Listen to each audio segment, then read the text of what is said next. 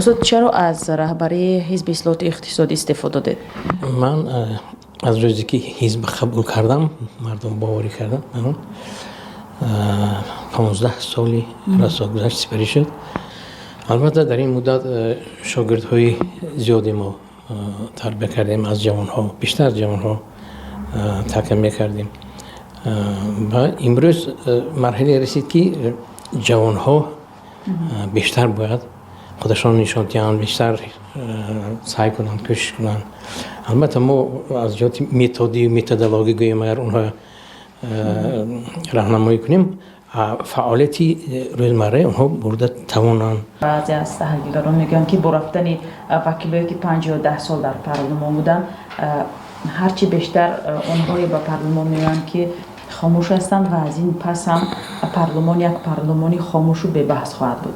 من به این عقیده پورا روزش داره میتونم، ممکن هرچند که یک کمی این چیز میتواند اساس داشته باشد، لیکن ما باید از نقطه نظری موقع پارلمان در همون ساختار سیاسی کشور باید سخن کنیم. کشور ما کشور پرزیدنتی است. بنابراین همین اینجا گوییم که نفوذی اساسی و سیاست اساساً پرزیدنت پیش میبرند.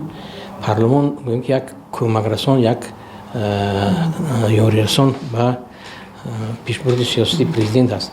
بنابراین اینجا به خواهیم نخواهیم ما پارلمان با حکومت همکاری میکند.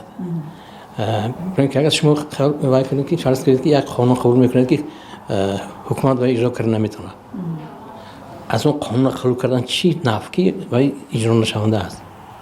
بنابراین ما بسیار مسئله های خواهیم نخواهیم با مقامات اجرایی که اجرا کننده هستند اونها موافقه میکنند، در موافقه کار فعالیت میشود.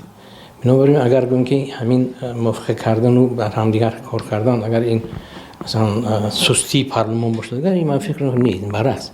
شما عضوی کمیته اقتصادی و مالی پارلمان بودید و به هر حال با فرق از وکیلای دیگر در مورد بالا رفتن انداز و مسائل اقتصادی واکنش‌های شما هم شنیده میشد.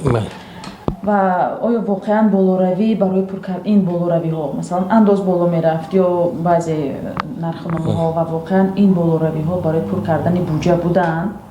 اگر ها و چرا بعضی از شرکت ها از پرداخت انداز آزاد میشن؟ انداز باید همین رشد اقتصادی هوسمند کند. وقتی که انداز از یک سطح معین بالا می رود، این گریز از انداز به وجود می بیاد. مثلا اقتصاددانای آمریکا لافیرد میادم یک کشخطه پیدا کردن که وابستگی بودجت پروژه بودجت از فایز انداز مقرر کردن که در 36 فایز اگر انداز باشه اگر بودجت به طریق ماکسیمالی پورا میشه. از این گذشته اگر گریزی بودجت وجود میاد. همینطور اگر ما از نقطه نظری فایده ناکی که امروز اقتصادیات ما در این ساحه در ساحه دیگر مثلا ساحه تجارتی چند فایز دارند، امروز ما در اقتصادیات تاجیکستان دقیق نمیدانیم که چند فایز فایده ناکی این ساحه است. چون که ارزش اصلی محصولات بسیار وقت نادرست حساب میشن. قانون درباره نرخ‌گذاری وجود ندارد که چی خواهد در آنجا در همون بگیم که خراجات ها جا میکنند. و همینطور خراجات های استحصالی ما نسبت دیگر کشورها بعضی تحلیل‌هایی که ما خودم شخصا کردم از 40 تا 46 فایز زیاد است که از حقیقت زیاد مانده شده در اینجا. این یک اندازه رقابت‌پذیری استحصالات کم میکنه و همون درآمدهایی که فایده که بعد به وجود میرفت اینا به شخص‌های علاوه میره، گریزی انداز به وجود میاد. بنابراین همین باید این ساده کرده شود. ما امروز در اقتصادیات ما من نمیدونم که کدام صاحبی از 15 فایز زیاد فایده ناکی داشته باشد. نیست خیلی ساده. لیکن مثلا قرض اگر شما گرفته میشید برای 3 سال پیش بردن 26 فایز نکنید نگاه کنید. استحصالات واقعی از 15 انا 20% زیاد فایده ناکی نداره. یعنی فایزهای ما واقعا بلند است. واقعا بلند است. و نظر شما درباره قانون پیشوا چی است؟ آیا فکر نمی‌کنید که این قانون دولت را میراثی یا خانوادگی می‌کند؟ نه. اگر ببینید اگر اون قانون در مدتی در قید حیات بودن جناب عالی افاده می‌کند. یعنی که این به آخر رو از خودشان با دیگرها میراث گذاشتن نیست. اینها فقط در دوره حیات بودن خودی جناب عالی عملی است. بیرون از اون عملی نیست. شما درباره روش اصلاحات اقتصادی در کشور گویید. مثلا با همین روشی که حاضر ما داریم راضی شده میتونید؟ نه. برای چی؟ اصلاحات اقتصادی بسیار دشوار رفته است. یکم وابسته این دشوار پیشایش از وابسته به سطح بلندی کروپسیون یکم، دوم سطح بلندی اندازها، سیوم تحتی تأثیری مقامات اجرایی قرار داشتن سودهای حکمی، سودهای اقتصادی. این سه عامل اساسی است که رشد اقتصادی نمیموند پیش رفت. این چیزها عملی کرده است. یادتون باشد دفعه گذشته پیام شما جناب عالی درباره کروپسیون در سطح پایانی زیاد شدنش خط کردیم. کروپسیون بسیار سخت هست. بنابراین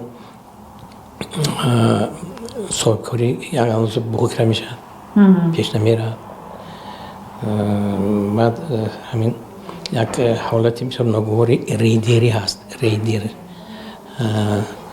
تصرف کردن مالکیتی یک شخص از طرف شخص دیگر. این چیز هم یعنی در ما هست.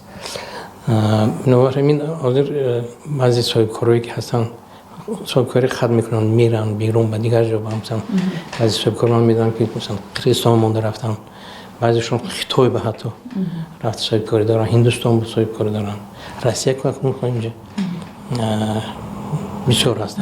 ما خواستیم که نانپای دولتی از بین بریم و خصوصی گردانی مالکی دولتی کردیم که تو یک صاحبی همین درست و افتاده همین استفاده میشدگی شود. ما از انحصار دولتی به انحصار شخصی علاقه گذاشتیم. امروز تمام بازارهای ما انحصار است. تمامی بازار 100% بازارها انحصار شدند. درباره مهاجران گبره و خود شما درباره این قشر جامعه چی نظر دارید؟ مثلا مهاجران مسئله که سالهای بود که تا 4 میلیارد دلار به کشور وارد میشه مبلغ و بازار ما اصلا از همین حساب گردش میکنن. ما مبلغ از اونجا میبیاد، مالای ارزان خوب از ایران و ترکیه از قطعه وارد میکرده میشنن و بازار گردش. خیلی بعضی دشواری که در اقتصادیات روسیه کمتر تاثیر کرد به ما، لیکن حاضر تمایلی باز زیاد شوی یک مدت کم بود، حاضر باز چیز اساس برخورد میشد با زیاد هم میشد. دیگر مثلا واسه به موضوع این دیورسیفیکاسی فعالیت اونها یک روسیه اگر وای کردن ما خطر دارد، چون که از جهت سیاسی بعضی مسائلی نه برای قزاقستان دیگر کشوران ژاپنیا کتی کره کتی کشورهای اروپایی کتی کشورهای عرب ها کتی ما وضعیت سازمان‌های واقع داریم که تو اینکه مردم ما هرچی بیشتر در یک جانب هر جا تقسیم شده، محدودیت مهاجرت اثباتی است. مثلا تاجیکستان اکثر کانهایش به چین می‌آید و شما همچون اقتصاددان میتوانید بگویید که این چی نتیجه خواهد داد؟ چی خوب همه چیز به واسطه است و قراردادی که شما می‌بندید. اگر با قرارداد همه چیز دست شما سپارید، البته دست ما میره. قراردادهای ما که همیشه در پارلمان راتیفیکاسی میشن، از این نقطه نظر پورا به خطری تامین کرده میشن. آنها تکنولوژی بلند دارن. این مثلا ما برای تکنولوژی با اون ساعت وای کردن حاضر در وقت است. بنابراین تکنولوژی اونها فایده ناکتر سودمندتر است. بنابراین سازمان‌هایی که ما بین چین و بین تاجیکستان نسبتی کار کردیم تیلای کار کردی نقره داریم، اینها همیشه منفعت خودمون حمایت کرده شده.